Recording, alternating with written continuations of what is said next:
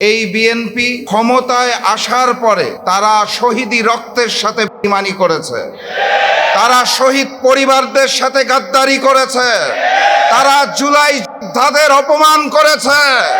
তাদের জানিয়ে দিতে চাই, বাংলার মাটিতে জুলাই বিক্রি হবে না।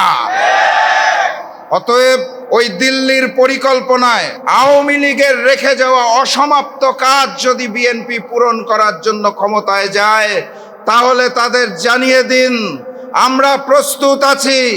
1 জুলাই গিয়েছে, আরেক জুলাই আসবে, আবারও গণভোটান হবে ইনশাআল্লাহ।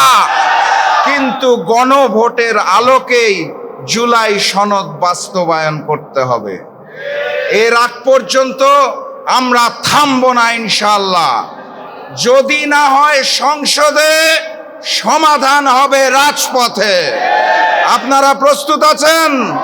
দেখা হবে বিজয়ের মঞ্চে, বিজয়ের পথে যাত্রা শুরু।